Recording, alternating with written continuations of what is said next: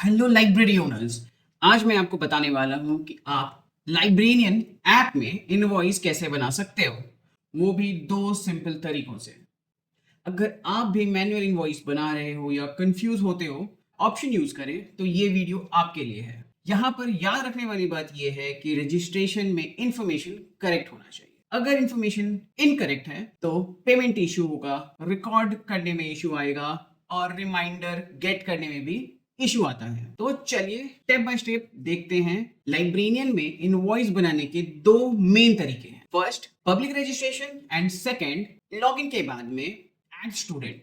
दोनों अलग अलग सिचुएशन में यूज होता है। सबसे पहले हम देखेंगे पब्लिक रजिस्ट्रेशन। डेमो के लिए मैं एक अपना रजिस्ट्रेशन कर देता हूं।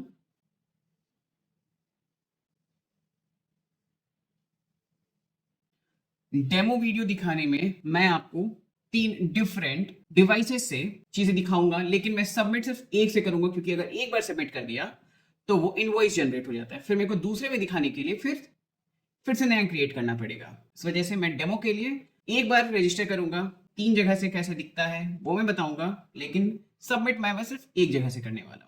अब मान लेते हैं जो मैंने अभी फॉर्म सबमिट किया वो किसी स्टूडेंट ने आपके पब्लिक पेज को रजिस्टर किया, पब्लिक पेज से रजिस्ट्रेशन किया है। पब्लिक रजिस्ट्रेशन करने के बहुत तरीके हैं। रजिस्टर लिंक, ऑफिस में लगे हुए क्यूआर कोड से, प्रोफाइल सेक्शन के क्यूआर कोड से, लाइब्रेरी के पब्लिक पेज के क्यूआर कोड से और लाइब्रेरी के पब्लिक पेज के रजिस्टर बटन से। एक बार रजिस्ट्रेशन हो जाता है तो उस स्टूडेंट की सारी डिटेल्स जो उसने फिलअप कर रखी है वो पेंडिंग स्टूडेंट लिस्ट में आ जाती है। तो अब क्वेश्चन है, आप क्या करोगे? आप पेंडिंग स्टूडेंट ओपन करोगे, स्टूडेंट डिटेल चेक करोगे, अगर सब सही रहा तो आप अप्रूव कर दो। जैसे ही आप अप्रूव करते हो वैसे ही स्टूडेंट को एक इनवॉइस डिलीवर होता है जो बेसिकली व्हाट्सएप, एसएमएस और ईमेल तीनों में से किसी भी फॉर्मेट में हो सकता है। वो आप पर डिपेंड करता है आप सामने वाले को किस तरीके से नोटिफिकेशन और इनवॉइस सेंड करना चाहते। अब क्वेश्चन आता है इसका क्या फायदा है? स्टूडेंट ने खुद डिटेल फिल किया, आपको बस वेरीफाई करना है,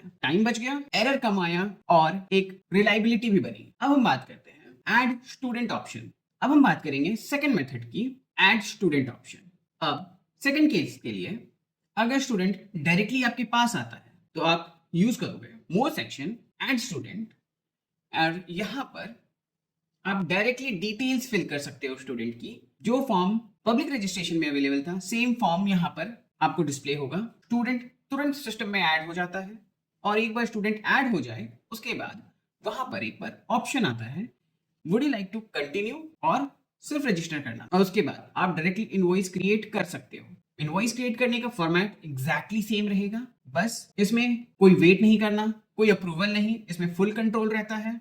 इसमें फुल कंट्रोल रहता है और ये उस वक्त यूज होता है जब स्टूडेंट खुद से फॉर्म फिल नहीं कर सकता, उसके पास फोन नहीं है, उसके पास उसे कुछ चीजें मालूम नहीं है, वो अपने इंफॉर्मेशंस उसे याद नहीं है, या उसे कुछ ऐसी चीजें बतानी है जो कॉपी पेस्ट करने वाली है, या फिर कोई भी चीजें उसे डायरेक्टली नहीं बतानी है। इन अदर वर्ड्स, जब हम बात करते हैं कब कौन से मेथड यूज करें, तो अगर स्टूडेंट ऑनलाइन आया है या ऑफलाइन भी आया है, पब्लिक रजिस्ट्रेशन सबसे ज्यादा प्रेफर्ड है, इजी है एंड फास्ट है। अगर स्टूडेंट एक्सेस नहीं कर पा रहा है, वेट नहीं कर पा रहा है, या पेंडिंग स्टूडेंट में जाने के बाद फिर आपको अप्रूव करना, इस सब चीज़ों का उस वक्त मन नहीं है या टाइम नहीं है, तो आप डायरेक्टली खुद से फॉर्म फिलअप करके आप डायरेक्टली उसे सामने इनवॉइस सेंड कर सकते हैं।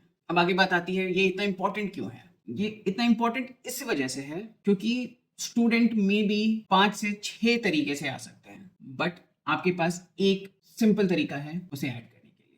इसमें सब कनेक्टेड है, एरर चांसेस कम है, वर्क फास्ट हो जाता है।